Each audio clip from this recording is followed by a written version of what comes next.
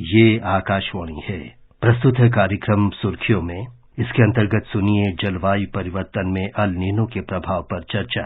इसमें भाग ले रहे हैं भारतीय सतत विकास संस्थान के महानिदेशक डॉक्टर श्रीकांत के पाणिग्रही और चर्चा का संचालन कर रहे हैं निखिल कुमार। श्रोताओं, विश्व मौसम विज्ञान संगठन ने 4 जुलाई 2023 को भूमध्य रेखीय प्रशांत महासागर में अल नीनो के आगाज की घोषणा कर दी है। हमारे साथ जुड़े हैं डॉक्टर पाणिग्रही, उनसे बात करते हैं। डॉक्टर साहब, सबसे पहले मैं आपसे यही कहूंगा कि हमारे श्रोताओं को अल नीनो के बारे में थोड़ा बताएं, विस्तार से इसके बारे में बताएं कि क्या होता है और इसकी क्या स्थितियां होती, किस तरह से उत्पन्न होता है। जब वेदर कंडीशन चेंज होता रहता है और टेम्परेचर चेंज होता रहता है, बहुत सारे कारण ऐसे होता है। जैसे लो प्रेशर हो गया, कहाँ हाई प्रेशर हो गया, कहाँ because of climate change regional effect और different kind of effect, ocean current, ये सारे नेचुरल सिस्टम्स जो पृथ्वी का है, इसी में तापमान और वायु प्रवाह और ओशियन समुद्र का जो स्रोतों हैं और इसको प्रभावित करता है। और क्लाउड्स का मूवमेंट जो मेघ उस हिसाब से होता है। और जब ज्यादा टेम्परेचर वेरिएशन करता है, जैसे पृथ्वी में हमारा अंटार्कटिका है, नॉर्दर्न नॉर्थ पोल है, तो south pole, north pole coldest region से उसमें भी समर और विंटर फेज है।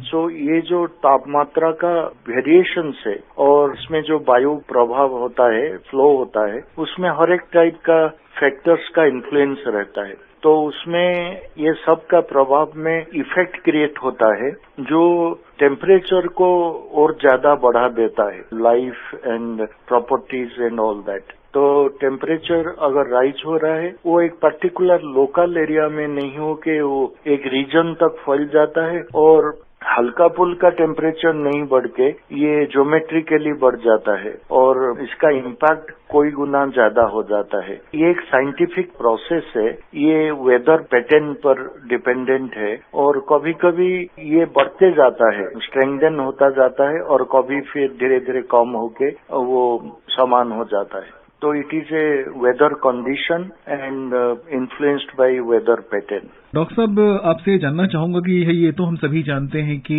वैश्विक स्तर पर वातावरण में तमाम बदलाव देखे जा रहे हैं, जलवायु परिवर्तन हो रहा है और औसत तापमान में भी वृद्धि हो रही, ऐसी भी बातें की जा रही हैं। तो अल नीनो जैसी जो स्थितियां उत्पन्न हो रही हैं, इनसे क्या सूखे की जो स्थिति होती है कई सारे देशों में हम देखते हैं, वो और भी बढ़ सकती है?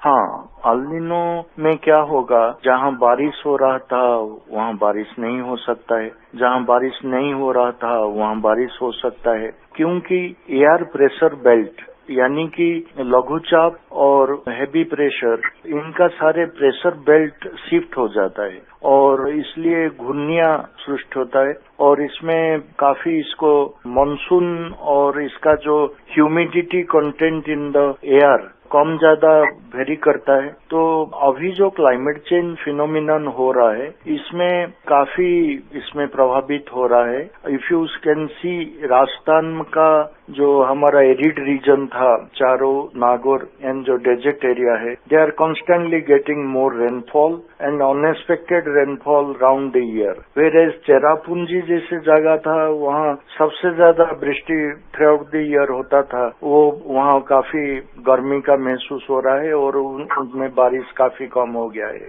तो ये सब प्रेशर बेल्ट का चेंज और ह्यूमिडिटी का चेंज और flow of direction of the air, ये शिफ्ट हो रहा है और इसमें प्राकृतिक विपर्यय बढ़ रहा है। डॉक्टर पाणिग्रही, अगर हम अतीत पर नजर डालें तो अल नीनो के कारण आमतौर पर ऑस्ट्रेलिया, इंडोनेशिया, भारत सहित या फिर मध्य अमेरिका या फिर दक्षिण अमेरिका की हम बात करें तो वहां पर हमें सूखे की स्थिति देखने की पड़ी। वहीं अमेरिका के दक्षिणी क्षेत्रों के साथ हॉर्न ऑफ अफ्रीका या फिर मध्य एशिया के कुछ हिस्सों में बारिश में भी वृद्धि हुई थी। तो ये जो परिवर्तन हो रहे हैं, इनसे पूर्वी प्रशांत महासागर या फिर अटलांटिक महासागर, क्योंकि ये दोनों ही महासागर उनके आसपास ही हैं, तो यहाँ पर जो तूफान बनते हैं उनमें वृद्धि हो सकती है, कमी आ सकती है? ऐसा कुछ बोलना संभव नहीं है, कहाँ ये बढ़ सकता है, कहाँ ये कम हो सकता है। इसीलिए साइंटिस्ट इसके लिए वेदर मॉडलिंग करते हैं। IIT दिल्ली में एक सेंटर फॉर एटमॉस्फेरिक साइंसेस है एंड हम लोग का जो इंस्टीट्यूट है, Indian institute of sustainable development, भारतीय सतत विकास संस्थान, ये IIT दिल्ली का सेंटर फॉर एटमॉस्फेरिक साइंस का साथ मिलके ये सब climate change and weather pattern change, El Nino और इसका पृथ्वी का किस एरिया में क्या होगा, एंड पर्टिकुलरली इंडियन कॉन्टेक्स्ट में देश का विभिन्न प्रांत में इसका प्रभाव कैसे हो सकता है, उसका प्रेडिक्शन के लिए IMD का कुछ भारतीय मौसम विभाग का कुछ सॉफ्टवेयर है जिसमें इसका प्रेडिक्शन किया जाता है, बट उससे भी ज्यादा मॉडलिंग में एक्यूरेट इंफॉर्मेशन आता है जो कि रिसर्च में बहुत सारे डाटा को लेके एनालिसिस करके कोई एक रीजनल एरिया का और एक कंट्री का, डिफरेंट प्रांत का आगे क्या होने का संभावना है उसका आकलन किया जाता है। जी डॉक्टर साहब, वर्तमान समय की अगर हम बात करें तो अल नीनो एक ऐसी घटना है जब वैश्विक तापमान में वृद्धि भी हो रही है और औसत तापमान पहले से कहीं ज्यादा हो चुका है और कहीं न कहीं हम इंसान ही इस वजह के जिम्मेदार हैं क्योंकि ग्रीन हाउस गैसों का उत्सर्जन बढ़ा है। तो ऐसे में बारिश का जो बदलाव हो रहा है, एक पैटर्न चेंज हो रहा है, जहां पर बारिश ज्यादा होती थी वहां कम हो रही है, कम होती थी ज्यादा हो रही है। तो ऐसे में जो दुनिया भर की समुद्री तट रेखा है, खासतौर पे जो समुद्र तट के किनारे बसे हुए शहर हैं, नगर हैं, गांव हैं, जो भी हैं, तो उनमें किस तरह का बदलाव हम देख सकते हैं? बारिश का जो पैटर्न चेंज हो रहा है, आप देखिए ये और भी आगे भयंकर होने का चांस है।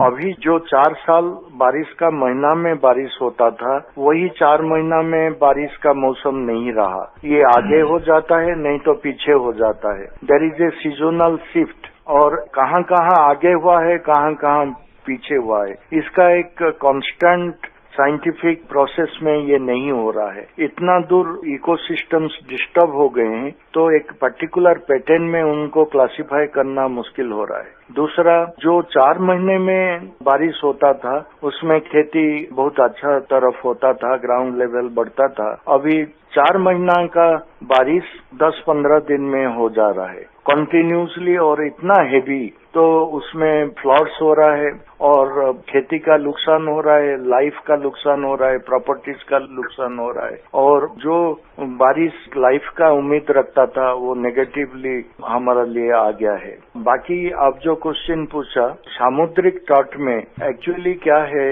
जमीन का, मिट्टी का सोलर टेम्परेचर और सूर्य रश्मि को और उसका जो उत्ताप है उसको पकड़ के अपने पास रखने का ताकत ज्यादा नहीं है पानी का जितना है, तो ये बहुत जल्द कोई गर्मी को ग्रहण कर लेता है और बहुत जल्द भी रेडिएट करता है और बहुत जल्द ठंड हो जाता है। व्हेयरएज पानी गर्म होने में टाइम लगता है और लेकिन एक बार गर्म हो गया तो उसको ठंड होने में टाइम लगता है। तो ये समुद्रिक तट में ये जो पानी और समुद्रिक पानी और जो स्थल भाग में मिट्टी, ये जो तापमान का वेरिएशन होता है उसमें लघु चाप से गुरु चाप एरिया को वायु का प्रभाव होता है, गुरु चाप से फिर लघु चाप को लो अपर लेवल में होता है। ये जो circulation pattern and pressure belt वो बुरे तरह प्रभावित होता है जब एल नीनो पैदा होता है और इकोसिस्टम का बैलेंस नहीं रहता है। और ऐसे तो सी लेवल राइज हो रहा है, समुद्र का पतन बढ़ के हमारा तट को खाते जा रहा है और उसका साथ ये जो इफेक्ट है, इसलिए तटवर्ती एरिया ज्यादातर इफेक्ट होते हैं और जो साइक्लोन है, टॉर्नाडो है और इसका अलग अलग नाम होता है, अलग अलग डायरेक्शन से ये क्रिएट होते हैं। आप अगर हिस्टोरिक डाटा देखेंगे, bay of Bengal, eastern coast of India, उसमें ज्यादा ऐसे असंतुलन होता था और ईस्ट कोस्ट हमेशा साइक्लोन का शिकार होता था। बट ये पहले बार देखा गया है कि ईस्टर्न कोस्ट में भी ये शुरू हो गया है और गुजरात से केरला तक अभी जो घूर्णी वायु आया और उसका नेगेटिव इम्पैक्ट को सारे रियलाइज किए, बिपरजय उसका नाम रखा गया था, ये हम सबको पता है। अभी आपने आंकड़ों का जिक्र किया, तो अगर हम आंकड़ों की बात करें तो अल नीनो के पहले के कुछ महीनों के दौरान समुद्री परिस्थितियों में बहुत तेजी से बदलाव आया है। जब ओशनिक नीनो इंडेक्स फरवरी 2023 में -0.44 डिग्री सेल्सियस से बढ़कर मई 2023 में प्लस 0.47 डिग्री सेल्सियस तक पहुंच गया था। वहीं पर जून के मध्य तक इसका जो मान था वो प्लस 0.9 डिग्री सेल्सियस तक बढ़ गया, यानी कि ये लगातार बढ़त की ओर हमें इंगित करता है कि ये बढ़ रहा है, कम नहीं हो रहा है। तो ऐसी परिस्थितियों से बचने के लिए क्या उपाय किए जा सकते हैं? आप अगर देखोगे हम लोग का स्ट्रेटोस्फीयर में देयर इज ए शील्ड। तो पहले हम लोग का जितना ग्रीन हाउस गैसेस, इसको लोग समझने के लिए कार्बन डाइऑक्साइड बोलते हैं। असल में 6 टाइप का ग्रीन हाउस गैस है। Carbon dioxide, methane, nitrous oxide, carbon chlorofluorocarbon, chlorofluorocarbon, hydrogen hexasulphide. तो ये 6 गैस का ग्लोबल वार्मिंग पोटेंशियल है, जो गर्मी पैदा करने का शक्ति है। तो ये सारे गैस पहले रेडिएट हो जाता था, ये पृथ्वी का बाहर को फेंका जाता था, बट अभी हमारा स्ट्रेटोस्फीयर में वो रेडिएट नहीं हो पा रहा है और रिफ्लेक्ट बैक कर हो रहा है। तो इसीलिए ग्लोबल टेम्परेचर कंटिन्यूसली बढ़ रहा है। तो ये जो इंडस्ट्रियल रिवोल्यूशन हुआ और इतना ग्रीन हाउस गैस एक्यूमुलेट कर गया है, तो उसको रातारात कम करना संभव नहीं है जी। और कम करने के लिए भी कोई स्ट्रॉन्गेस्ट क्लाइमेट एक्शन नहीं ले पा रहे हैं और इसके लिए बहुत पैसा का जरूरत है और डिफरेंट नया टेक्नोलॉजी का जरूरत है।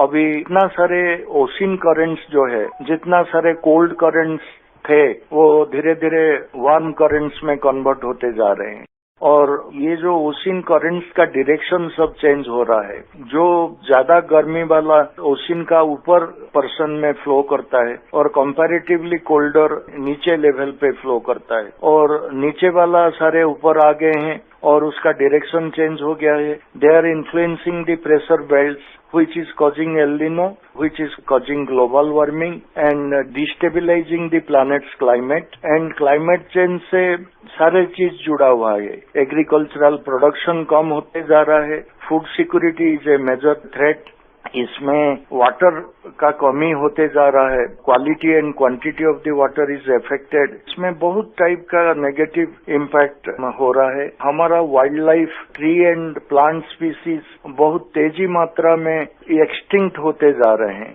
डॉक्टर साहब, अगर भारत की हम बात करें तो अल नीनो का यहाँ पर भी असर देखा गया है। 2015 की अगर हम बात करें तो कुछ हिस्सों में सूखे का भी सामना करना पड़ा था और मानसून की बारिश में कुछ कमी भी नजर हमें आई थी। लेकिन अभी की अगर हम बात करें 2023 की बात करें तो मौसम विभाग का ये भी कहना है कि कुछ हिस्से हैं, खासतौर पर महाराष्ट्र की अगर हम बात करते हैं तो वहां पर सामान्य से कम बारिश की संभावना व्यक्त की गई और खासतौर पर महाराष्ट्र जो है हमारा कपास और सोयाबीन की खेती के लिए बहुत ही ज्यादा उपजाऊ प्रदेश रहा है। तो असर इसका अल नीनो का किस तरह देखते हैं भारत पर और इससे बचने के लिए भारत क्या कर सकता है?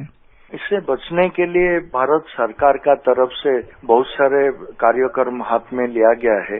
आप जो महाराष्ट्र का सोयाबीन बारे में बोला, कपास बारे में बोला, ये Indian agricultural research institute Pusa में ये सारे different variety of the crops का अनुसंधान में निकाला है, जो कम पानी में टिक सकता है, जो गर्मी में भी गर्मी सहन कर सकता है और बेटर प्रोडक्शन दे सकता है। बहुत सारे सेंसिटिव जो प्लांट एंड एनिमल स्पीसीज जो गर्मी सहन नहीं कर पाते हैं, वो खत्म होते जा रहे हैं और अभी तक 35% ऑफ आवर ग्लोबल बायोडाइवर्सिटी खत्म हो चुका है, including some precious basmati rice species and और भी बहुत सारे चीज हैं। तो इसमें बहुत सारे अनुसंधान हो रहा है और हम लोग को मुकाबला करना है, ग्लोबल वार्मिंग को बचना है। तो जितना नेचुरल प्रोसेस बिगड़ते जा रहा है, इसका 2 टाइप का अप्रोच है।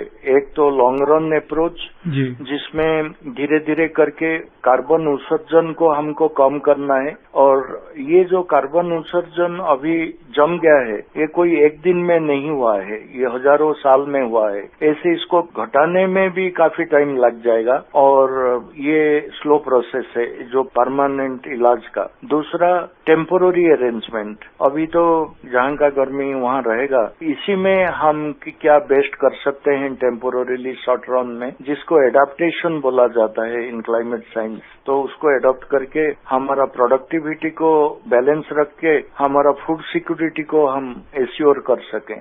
डॉक्टर पाणिग्रही, हमसे जुड़ने के लिए, बात करने के लिए और चर्चा करने के लिए आपका बहुत बहुत धन्यवाद। बहुत बहुत बहुत धन्यवाद। अभी आप सुन रहे थे जलवायु परिवर्तन में अल नीनो के प्रभाव पर चर्चा। इसमें भाग ले रहे थे भारतीय सतत विकास संस्थान के महानिदेशक डॉक्टर श्रीकांत के पाणिग्रही और चर्चा का संचालन कर रहे थे निखिल कुमार। ये कार्यक्रम आकाशवाणी के समाचार सेवा प्रभाग द्वारा प्रस्तुत किया गया। इसे आप हमारे mobile app news on AIR और YouTube channel news on AIR official पर भी सुन सकते हैं।